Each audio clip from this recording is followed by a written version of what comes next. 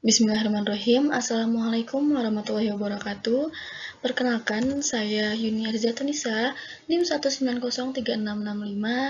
Di sini akan menjelaskan mengenai kepemimpinan pendidikan dari mata kuliah pengelolaan pendidikan. Baik, kita masuk pada pembagian materinya. Yang pertama, ada definisi, lalu yang kedua ada fungsi pemimpin pendidikan, yang ketiga ada tipe-tipe kepemimpinan pendidikan, yang keempat ada syarat-syarat pemimpin pendidikan, yang kelima ada keterampilan yang harus dimiliki pemimpin, lalu yang terakhir ada teori-teori pendekatan. Kita masuk yang pertama, yaitu definisi kepemimpinan. Secara umum, definisi kepemimpinan memiliki arti kepemimpinan berarti kemampuan dan kesiapan yang dimiliki oleh seseorang untuk dapat mempengaruhi, mendorong, mengajak, menuntun, menggerakkan, mengarahkan, dan kalau perlu memaksa orang atau kelompok agar menerima pengaruh tersebut dan selanjutnya berbuat sesuatu yang dapat membantu tercapainya suatu tujuan tertentu yang telah ditetapkan. Lalu ada definisi pendidikan. Arti pendidikan menurut KBBI yaitu proses pengubahan sikap dan tata laku seseorang atau kelompok dalam usaha mendewasakan manusia melalui upaya pengajaran dan pelatihan, atau bisa juga disebut sebagai proses, cara, atau perbuatan mendidik. Maka dari itu, kepemimpinan pendidikan merupakan kemampuan untuk menggerakkan pelaksanaan pendidikan sehingga tujuan pendidikan yang telah ditetapkan dapat tercapai secara efektif dan efisien. Selanjutnya, kita masuk kepada fungsi pemimpin pendidikan.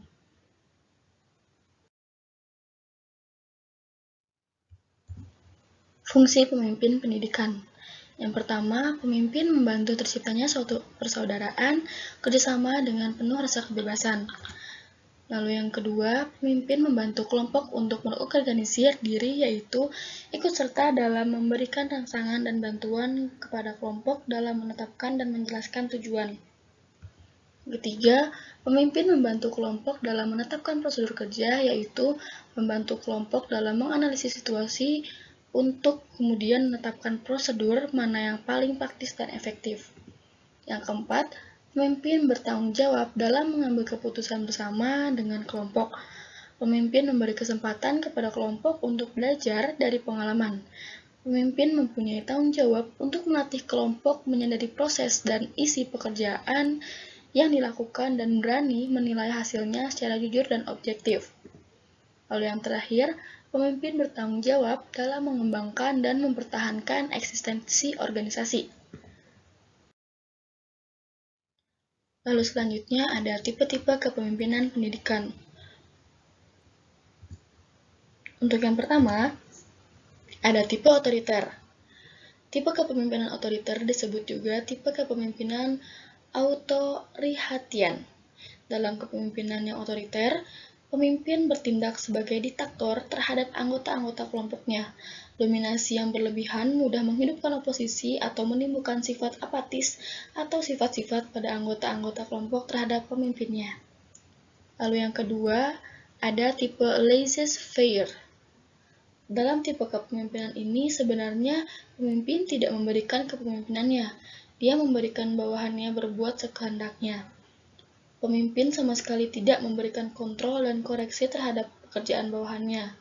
Pembagian tugas dan kerjasama diserahkan sepenuhnya kepada bawahannya tanpa petunjuk atau saran-saran dari pemimpin. Lalu yang ketiga, ada tipe demokratis. Pemimpin yang bertipe demokratis menafsirkan kepemimpinannya bukan sebagai diktator, melainkan sebagai pemimpin di tengah-tengah anggota kelompoknya. Pemimpin yang demokratis selalu berusaha menstimulasi anggota-anggotanya agar bekerja secara produktif untuk mencapai tujuan bersama. Dalam tindakan dan usaha-usahanya, ia selalu berpangkal pada kepentingan dan kebutuhan kelompoknya dan mempertimbangkan kesanggapan serta kemampuan kelompoknya. Lalu yang terakhir ada tipe pseudo-demokratis. Tipe ini disebut juga demokratis semu atau manipulasi diplomatik. Pemimpin yang bertipe pseudo-demokratis hanya tampaknya saja, bersikap demokratis padahal sebenarnya dia bersikap otokratis. Misalnya, jika ia mempunyai ide-ide, pikiran, konsep yang ingin diterapkan di lembaga yang pimpinannya, maka hal tersebut didiskusikan dan dimusyawarahkan dengan bawahannya, tetapi situasi diatur dan diciptakan sedemikian rupa sehingga pada akhirnya bawahan didesak agar menerima ide atau pikiran atau konsep tersebut sebagai keputusan bersama.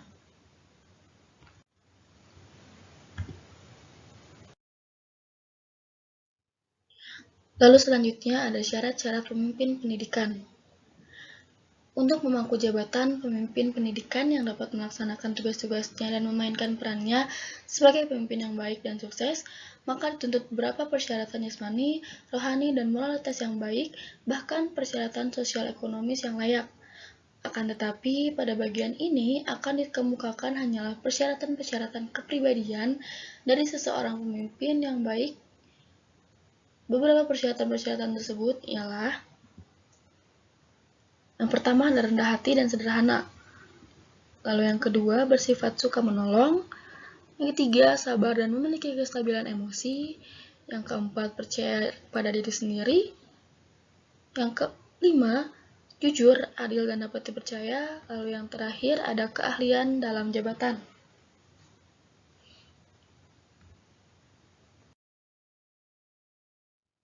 Lalu selanjutnya ada keterampilan yang harus dimiliki oleh pemimpin. Yang pertama, ada keterampilan dalam memimpin. Pemimpin harus menguasai cara-cara kepemimpinan, memiliki keterampilan agar dapat bertindak sebagai pemimpin yang baik. Untuk hal itu, antara lain, ia harus menguasai bagaimana caranya menyusun rencana bersama, mengajak anggota berpartisipasi, memberi bantuan kepada anggota kelompok, memupuk moral kelompok, bersama-sama membuat keputusan, menghindarkan working on the group dan working for the group, dan mengembangkan working within the group, membagi dan menyerahkan tanggung jawab, dan sebagainya. Lalu yang kedua, ada keterampilan dalam hubungan insani. Hubungan insani adalah hubungan antar manusia.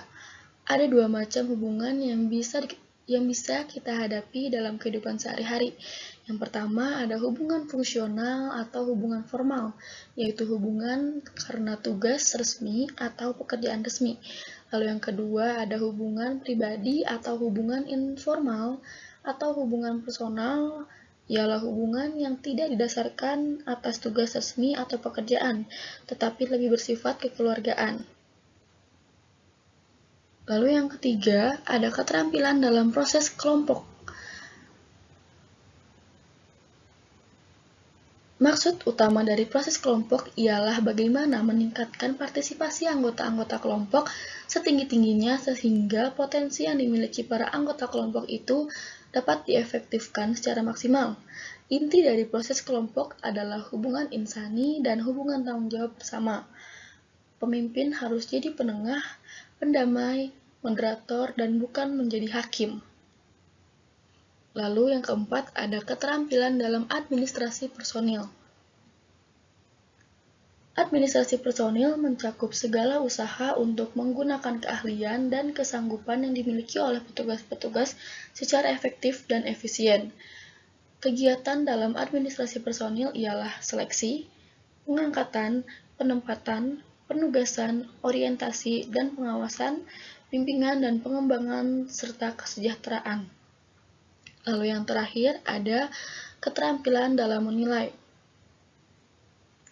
Penilaian atau evaluasi ialah suatu usaha untuk mengetahui sampai di mana suatu kegiatan sudah dapat dilaksanakan atau sampai di mana suatu tujuan sudah dicapai.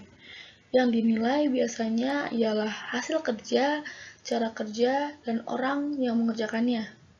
Adapun teknik dan prosedur evaluasi ialah menentukan tujuan penilaian, menetapkan norma atau ukuran yang akan dinilai, mengumpulkan data-data yang dapat diolah menurut kriteria yang ditentukan, pengolahan data, dan menyimpulkan hasil penilaian. Melalui evaluasi, guru dapat dibantu dalam menilai pekerjaannya sendiri. mengetahui kekurangan dan kelebihannya. Selain guru, personil lainnya pun perlu dievaluasi seperti petugas atau karyawan, tata usaha, petugas BK, dan sebagainya untuk mengetahui kemajuan atau kekurangannya. Untuk selanjutnya yaitu ada teori-teori pendekatan mengenai kepemimpinan. Untuk teori pertama berpendapat bahwa seseorang akan menjadi pemimpin ketika ia memang dilahirkan untuk menjadi pemimpin. Dengan kata lain, ia mempunyai bakat dan pembawaan untuk menjadi seorang pemimpin. Lalu teori yang kedua ada bahwa seseorang akan menjadi pemimpin kalau lingkungan, waktu, dan keadaan memungkinkan ia menjadi pemimpin. Setiap orang bisa menjadi pemimpin asal diberi kesempatan dan diberi pembinaan untuk menjadi pemimpin walaupun ia tidak mempunyai bakat atau pembawaan. Lalu teori yang ketiga mengatakan bahwa pemimpin adalah gabungan dari teori pertama dan teori kedua, ialah untuk menjadi seseorang pemimpin perlu bakat, dan bakat itu perlu dibina agar berkembang.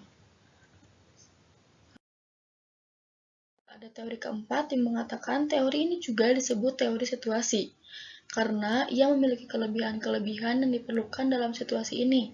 Dalam situasi lain, di mana kelebihan-kelebihannya itu tidak diperlukan, ia tidak akan menjadi pemimpin, bahkan mungkin hanya akan menjadi pengikut saja. Sekian presentasi dari saya, semoga bermanfaat bagi kita pendengarnya. Wabillahi taufiq wal hidayah. Wassalamualaikum warahmatullahi wabarakatuh.